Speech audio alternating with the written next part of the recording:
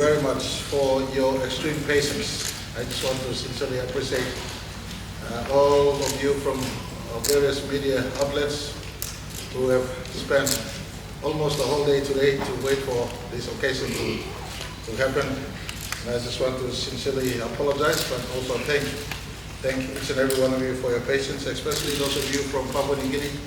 This is an extraordinary day for us. We had two extremely important meetings today, separated but joined to the hips, if I could put it this way. And the President of the United States is represented by Secretary of State, Mr. Antony Blinken, for this press. I will also cover the earlier meeting that took place in a quick run-through. Details of the outcomes of the earlier meeting will be later released to press for each and every one of you. But on this note, let me again thank Secretary Blinken for your patience to remain right through as we dispatch information that we have to the press that is awaiting us, so that they could likewise bring it to the viewers, to the listeners, and to the readers here and far and wide. This morning, the Pacific Island leaders had the extraordinary pleasure of being with Prime Minister Modi. We completed successfully our third Pacific Island and India leaders meeting and dialogue. Prime Minister Modi flew out this afternoon extremely satisfied. The leaders of Pacific were satisfied that outcomes that we wanted to secure for this meeting, especially establishing great rapport between Delhi and the Pacific, was established in today's meeting we had earlier with Prime Minister Modi. We engaged in serious conversations, more so pointing to Prime Minister Modi and the Indian government that they must rise as the leader of the nations from the South, and the nations, especially those of us who are still developing, still emerging.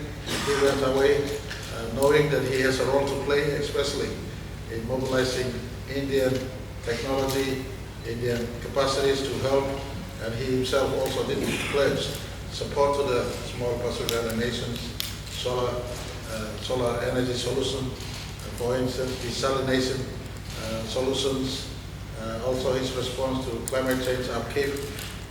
He also committed to ensure that there's a contribution from the Indian people and government to having a modern heart facility and health facilities in the center of Pacific, in Suva, or in Fiji rather, as well as supporting the information system capacities that already India has partnered with the Papua New Guinea in our own country. Conversation were warm, fair, and frank, and I think we all can be richer in our dialogue we've established with India now, going back, and for Pacific to maintain that relationship west from us. I want to also indicate to all of you in the press that we had a successful meeting with Secretary of State, Mr. Blinken. Earlier, PNG had a specific bilateral meeting with Secretary Blinken. It was not just on issues of the Defence Cooperation Agreement that was discussed, but far from it, general conversations and discussions on the important relationship we have with USA. Just like we rank India as the biggest democracy by population size and an emerging strong economy, especially ranked 4th and 5th or going forward very soon, USA remains the #1 economy. USA remains the leader of the free world. For those of us who believe in democracy, for those of us who believe in a Christian worldview, we share many commonalities with the United States of America. The Secretary of State conveyed the apologies of President Biden that he would not come. But Secretary of State is senior most under President Biden and Vice President Kamala Harris to come to us to convey apologies and also conduct an important bilateral with Papua New Guinea and the multilateral with members of the Pacific Island foreign nations. I just want to place on record that we don't take your trip for granted. You could have picked another occasion, another time and place for us to have this occasion, but you picked Port Moresby, you picked our nation's capital, and you picked Papua New Guinea, and we sincerely appreciate you very much for this kind gesture. Today in a bilateral meeting, you will witness to the signing of our Defence Cooperation Agreement. That was a culmination of many years and months of engagement with Pentagon, engagement with Washington, engagement with US officials and our team. I just want to stress this point. It wasn't shoved down our throat. It wasn't forced upon us. It was a mutual agreement. Our conversation was held, especially on the need for Papua New Guinea to have our defense force assisted, supported, stepped up. Papua New Guineans, you must know, you have domestic security issue as well as closer to home security issues. We cannot forever remain in a paralysis as far as our defense force is concerned. Our defense force needs to be stepped up and supported. We've had similar defense cooperation agreement with Australia, Indonesia, and other nations we enjoy strong long-term partnership with. We have every right also, in the same way, to engage in a straight partnership with the United States of America, where we have had no problem with. Similar defense force cooperation agreements have been a foundation of our relationship. And today, the defense force cooperation comes at the backdrop of elevating what was originally the umbrella status of force agreement that kept us together. We are now elevating that to a specific relationship exclusive for USA-PNG military corporations and military engagements and partnership. It is nothing for us to be fearful about. I just want to, needless to repeat, but for emphasis, because of a lot of misconception and confusion out there in the public. This agreement is subsidiary to treaty. It's below the treaty level. This agreement in no way breaks or encroaches into our country's legislations, be it the fundamental constitution of our country or every other enabling legislations we have. This agreement is congruent to the 1975 Visiting Forces Act. The 1975 Visiting Forces Act. James Marape was still a child in 1975 when the fathers of this nation saw it important to have an act called the Visiting Forces Act to ensure we engage in partnership with nations of similarities, nations where we have common bond, where exchanges can be made possible. And so I just want to inform the educated out there, especially those of you who want to pick a political bone with me, let's not confuse everyone. We are a nation of rule of law. If you feel that this agreement encroaches into one iota of our constitutional law in our land, make a reference to the Supreme Court. I'm sure the court will find that what we have done is within the ambit of the constitution of our country and all the subsidiary legislations. It is meant to ensure that our country's domestic as well as sovereign security is secured, beefed up, bumped up, and prepared for any challenges, not just military challenges, but more importantly, challenges of disaster, challenges of social issues, and every other challenge we go through, including securing our country to be a country known to have secured its security issue and prepared for investments that we are trying to attract into our country. My conversation with India is not just purely on politics. My conversation with USA is not purely on politics, but more importantly, deep inside, and Secretary Blinken knows this. Those who worked with us on this one knows this. We want American-based investors to come into our country. We want Indian-based investors to come into our country. We are looking at diversifying our economic base and growing it and making it stronger so that government can in turn look after our citizens.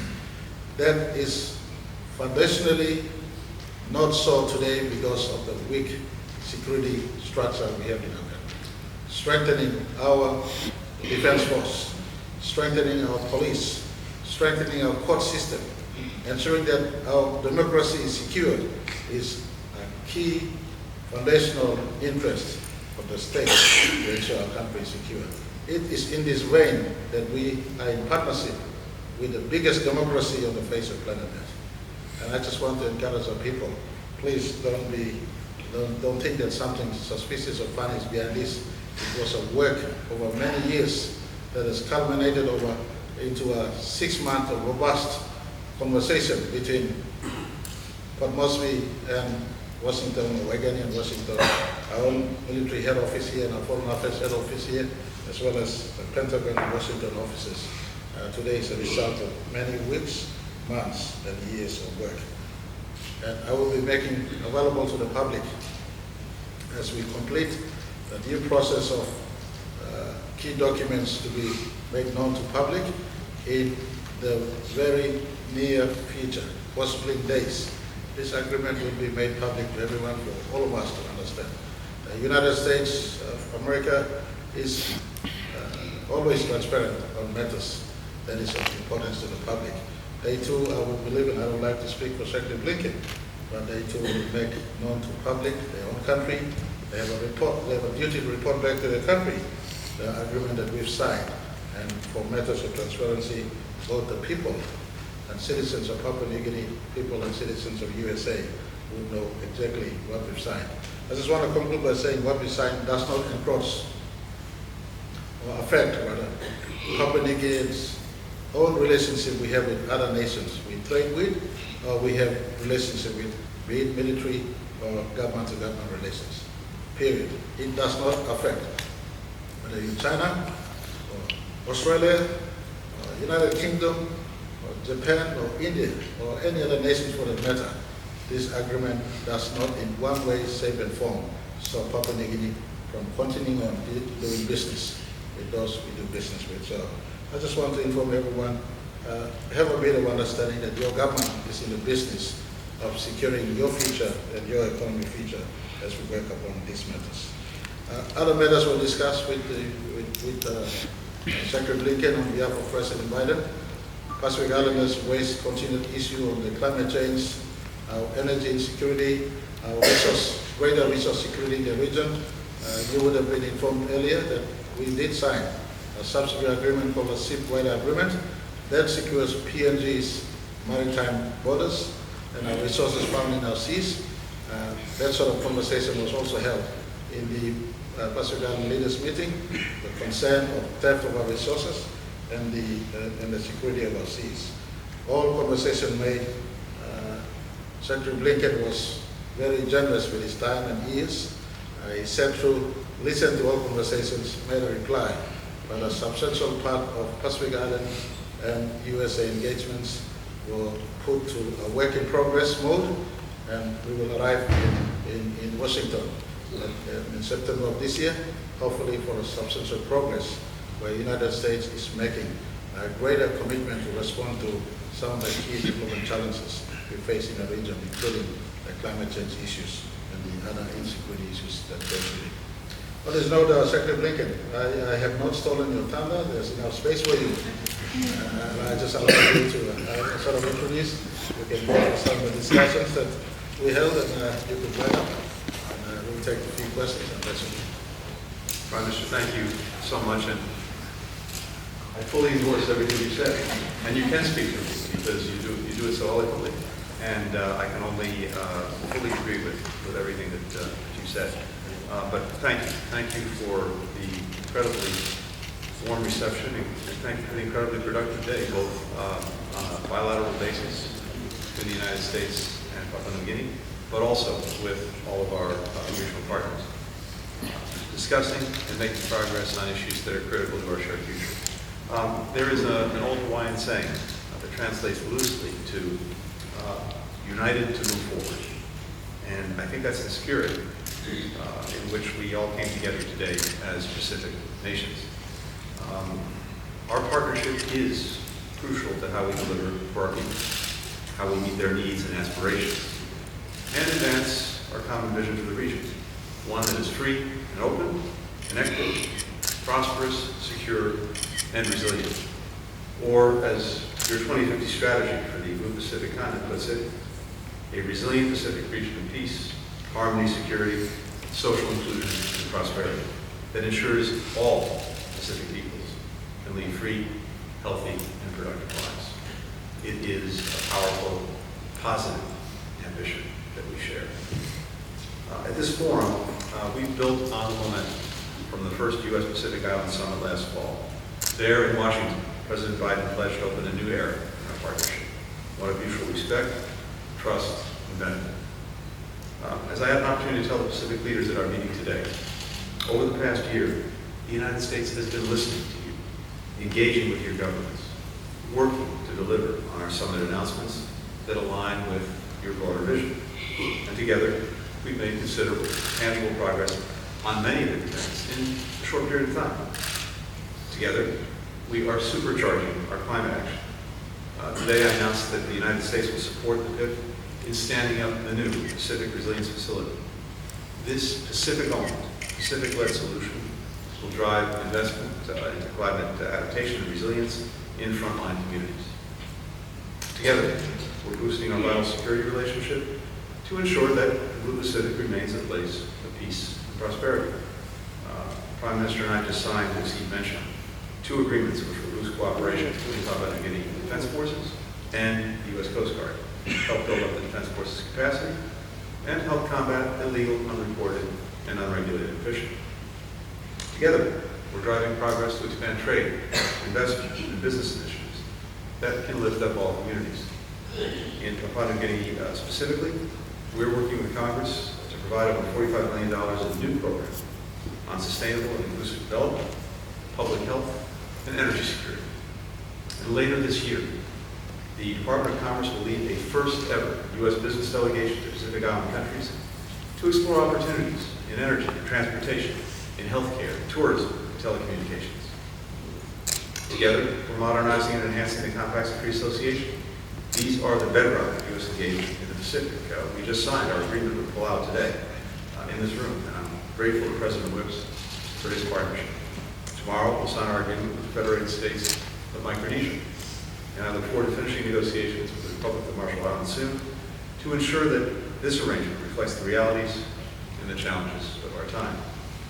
As part of these agreements, the United States will commit $7.1 billion to freely associated states over the next 20 years. Together, we're also strengthening the ties between our peoples. We are very excited to announce the return of the Peace Corps to the Pacific Islands, and that we're launching new educational exchanges to share skills and expertise and forge enduring connections that will benefit our communities. So, we have a lot to work on, a lot to accomplish together. And that's why we're expanding our diplomatic presence in the region, delivering on our commitments last year. We've opened 2 new embassies, one in the Solomon Islands, the other just 2 weeks ago in Tonga. And we're working to do the same in Vanuatu and Kiribati by the end of this year. We've named our first ever envoy for the Pacific Islands Forum, Ambassador Frankie Reed, who will continue to engage throughout the region to strengthen our partnerships. We'll continue to strive to meet the Pacific where it is, with Pacific leaders and through the Pacific Islands Forum. We'll encourage other partners to do the same, including through partners in the Blue Pacific, to support the 2050 strategy for the Blue Pacific continent. And in that regard, we very much welcome India's engagement with the countries in the region. That, too, is a very positive development for the future that we all want. So, Prime Minister, to you, thank you. Thank you for this partnership at a critical time for the region that we share. And thank you for the work that we're doing every day to build it, to make it stronger, to deliver on our shared vision. Thank you. All right, thank you, Secretary Blinken. Any questions? We'll just take 2 or 3 questions. We'll first go to Garrett Buchanan from the Post-Courier.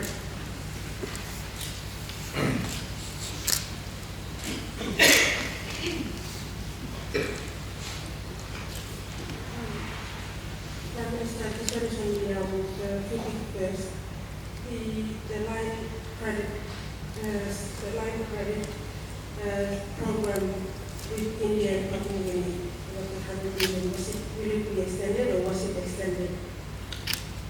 The Prime Minister took note of this one, and he is taking it back to his country. For us, as a country, it's important we also diversify our source of support. India has opened up those facilities. We've asked him to go back and maintain the facility, especially programs that we already in line to procure source. So he said he'll take back to his officials. We don't run other forms of government. We run democratic form of government. It's got its own system to go back to look into. He did give support, and he said he will look into it from his officials. We'll next go to Jeff Moore from AFP. Hi, thank you for taking the time to speak to us. My question is for you, Secretary. Given the inroads that China has made in the Pacific, in places such as the Solomon Islands, how important was it for Washington to secure the deals today with Papua New Guinea and renew with Palau to counter Beijing's rising influence in the region? And how satisfied are you with the outcome? Well, I'd say a few things. First, the agreements that we've reached, the work that we're doing, is not about any other country. It's about our relationship with the Pacific Islands and the shared vision that we have for this region. And as you heard the Prime Minister say, while we signed the Defence Cooperation Agreement today, the shipwrighting agreement, these are very important in helping to strengthen Papua New Guinea's capacity. We're working across the board on issues of direct concern to people in Papua New Guinea and throughout the region, whether it's climate, whether it's energy, whether it's investment, whether it's building up healthcare systems. But this is grounded in, I think, what's fair to say is a shared vision that we have for a free and open Indo-Pacific. And we talk about that a lot. And I just want to be clear about what we mean by that when we're talking about a free and open Indo-Pacific. We mean a region where countries are free to choose their own path and their own partners, where problems will be dealt with openly, transparently, goals will be reached in a transparent way, applied fairly, and goods, ideas, and people can flow freely and lawfully across the land, the seas, the skies, and in cyberspace. That's the vision that we have, as well as making sure that citizens in our countries have the opportunity to reach their full potential, providing the support necessary to do that. But this vision doesn't exclude anyone. We welcome contributions by other countries, including the PRC to regional development, so long as they adhere to the highest standards, including in areas like transparency and the rule of law. If all of us are going to be engaged in the region as partners, well, if there's going to be a race, let it be a race to the top. That's what we're all about, and we want to simply see anyone who's engage in a way that advances the shared vision of a free and open Indo-Pacific. But as I said, the focus that we have is on building and strengthening these partnerships on their own terms, not with regard to any other country. Take a final question from Tina Swanston of ABC. I'm happy just to talk loudly if you can hear me. Secretary Blinken, I appreciate what you're saying there, that this isn't about any other countries, but ultimately China's made very serious inroads with respect to the defence and security arrangement here in the Pacific. Now that the Defence Cooperation Agreement has been signed, under what kind of time frame would you like to see US military or US assets placed in PNG, and what bases are you looking at of importance to the United States? What we're focused on is what our partners here are working and trying to achieve in strengthening their capacity. As you heard the Prime Minister say, there's a focus on humanitarian assistance, disaster relief. That's the main import of what we're doing. But the main point is that, as you heard the Prime Minister say, we've had this basic arrangement going back to 1975. So this is simply updating and modernizing what has been a long-standing agreement between our countries, just to make sure that we can work together as effectively as possible. And as I said, in the first instance, we want to make sure that we're being responsive to some of the challenges that the PNG faces. There are other challenges that I mentioned where these agreements will be very helpful. For example, the issue of illegal, unreported, unregulated fishing. This is something that is having a devastating impact on livelihoods in the Pacific Islands, as well as the ecosystem that is so vital to nourishing these economies. So this can, I think the work that we're doing in PNG can be of real assistance there. You've heard the Prime Minister talk about other concerns with regard, for example, to smuggling, where again these agreements will help. But that's the immediate focus of what we're going to do. But it's all on the basis of simply bringing up to date and modernizing agreements that have been there for a long, long time. And I would emphasize again something the Prime Minister said. These are being done in a fully transparent way, respectful of PNG's institutions, of its sovereignty. These are agreements that we reach together, not agreements that anyone is imposing on anyone else, and they take away no freedom of action from the PNG. And as the Prime Minister said, we'll be making these publicly available, as we always do, as we complete the process of finalizing the agreements in our respective countries. Secretary, if I could just add one or two more lines. The questions on China, let me inform everyone. Chinese government and people have no interest whatsoever with what we do with other nations. We have a healthy relationship with the Chinese government. They are important and big trading partner.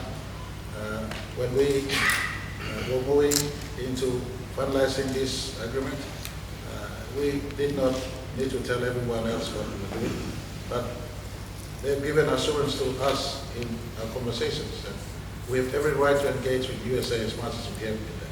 So I just want to inform Papua New Guineans in the first instance and the media who are trying to play up on this issue of China versus USA. The Secretary of State correctly has stated has nothing to do with the bigger issues, the headline issues that keep on going off every now and then. Papua New Guinea invited USA to move beyond just an ordinary agreement to a specific development focus agreement. In my view, that strengthens our defense force, and they will come in at the invitation of our defense force and not at their own will. That's something that must be clear. The agreement is specific. Upon our invitation, they come in. There are other subsidiary operational work that needs to be done that involves other agreements and other processes. This is just a framework agreement that now opens up us to have this element of specific relationship with USA like we've never had before. And I want to assure Papua New Guineans, nothing to do with China when this was signed. It is more to do with our own internal security issue to ensure that our military is now responsive to the challenges of 21st century living in this part of planet Earth. Thank you, Prime Minister. I can just say one last thing, if I could. The ocean that we share is called the Pacific, and our ambition is for it to remain exactly that, an ocean of peace. That's what we're looking to do together. All right, thank you very much.